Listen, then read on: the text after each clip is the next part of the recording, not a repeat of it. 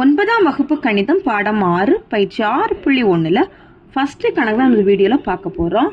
கேள்வி என்ன அப்படின்னா, கொடுக்கப்பட்டுள்ள படத்தில் கோணம் பிஐ பொறுத்து அனைத்து முக்கோணவியல் விகிதங்களையும் காண்க அப்படின்னு சொல்லியிருக்காங்க. சரியா, கோணம் இந்த பிஐ பொறுத்து அனைத்து முக்கோணவியல் விகிதங்களையும் என்ன அப்படின்னு கேட்டிருக்காங்க. அனைத்து முக்கோணவியல் விகிதங்கள் என்ன, நீங்கள் இப்போ தான் முக்கோணவியல் பாடத்தையே ஸ்டார்ட் பண்ண போகிறீங்க அப்படின்னா அந்த முக்கோணவியல் விகிதங்கள் எத்தனை டைப் வரும் அப்படின்னா 6 டைப் வரும். ஓகேவா, சைன் தீட்டா அப்படின்னா என்ன அப்படின்னா எதிர்பக்கம் பை கர்ணம்.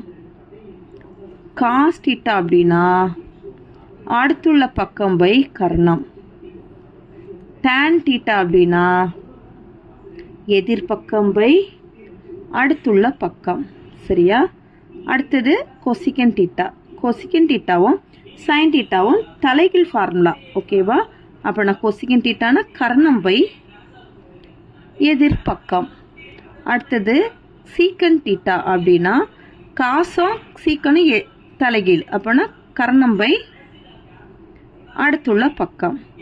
அடுத்தது காட் தீட்டா அப்படின்னா டேனும் காட்டும் தலைகீழ், அப்படின்னா அடுத்துள்ள பக்கம் பை எதிர்பக்கம். இந்த 6 முக்கோணவியல் விகிதங்கள் ரெண்டையும் அந்த ஃபார்முலாம் தெரிஞ்சிட்டிங்க அப்படின்னா அந்த எக்ஸசைஸ் உங்களுக்கு ஈஸியாகவே செஞ்சிடலாம். ஓகேவா, இப்போ பாருங்கள் நம்மளுக்கு என்ன சொல்லியிருக்காங்கன்னா, இந்த பிஐ பொறுத்து அனைத்து முக்கோணவியல் விகிதங்களும் என்ன அப்படின்னு கேட்டிருக்காங்க. இதை பார்த்தீங்களாலே தெரியும் இது என்ன முக்கோணம், செங்கோண முக்கோணம். அப்படின்னா செங்கோண முக்கோணத்தில் நீளமான பக்கத்தை தான் என்னன்னு சொல்லணும், இதுதான் என்ன கர்ணம். இதுதான் இப்போ டீட்டா, ஏன்னா நம்ம பிஓ பொறுத்துங்கும் போது இதான் நம்ம டீட்டாவை எடுத்துக்கணும். அப்போ பியோட ஆப்போசிட்டாக இருக்கிறது தான் என்னது எதிர்பக்கம். நேராக எதிராக இருக்கக்கூடியது எதிர்பக்கம், நீளமான பக்கத்தை கர்ணம். அடுத்தது இதுக்கு பக்கமாக இருக்கக்கூடியது அடுத்துள்ள பக்கம். இப்போ நம்ம இதை கண்டுபிடிச்சிட்டோம். சரியா, அப்படின்னா இந்த ஃபார்முலா தூக்கி நம்ம மதிப்புகளை பிரதிக்கிட்டாலே போதும், நமக்கு தேவையான ஆன்சர் கிடைச்சிரும்.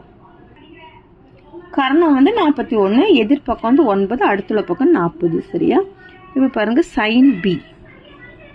சைன் பினா நம்ம ஏற்கனவே ஃபார்முலா படிச்சது எதிர்பக்கம் பை கர்ணம். இப்போ எதிர்பக்கம் 9, கர்ணம் 41. சரி, அடுத்தது காஸ் பிங்கும்போது அடுத்துள்ள பக்கம் பை கர்ணம். அடுத்துள்ள பக்கம் எவ்வளவு 40 பை கர்ணம் 41. அடுத்து டான் பி எதிர்பக்கம் பை அடுத்துள்ள பக்கம். இப்போ எதிர்பக்கத்துக்கான மதிப்பு என்னது 9 பை அடுத்துள்ள பக்கம் எவ்வளவு 40.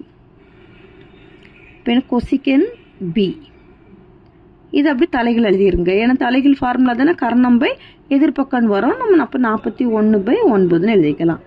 அடுத்தது சீக்கன் பி, இப்போ இதை தலைகளை தூக்கி எழுதிருங்க 41 பை 40, ஏன்னா காசும் சீக்கனும் தலைகள் தொடர்புகள் உள்ள ஃபார்முலா. சரி, அடுத்தது காட்டு பிங்கும்போது டேனும் காட்டும் தலைகீழ், அப்படின்னா இது மேலே தூக்கி எழுதிட்டோன்னா 40 பை 9. சரி, அவ்வளோதான் இந்த கணக்கு. தேங்க்யூ.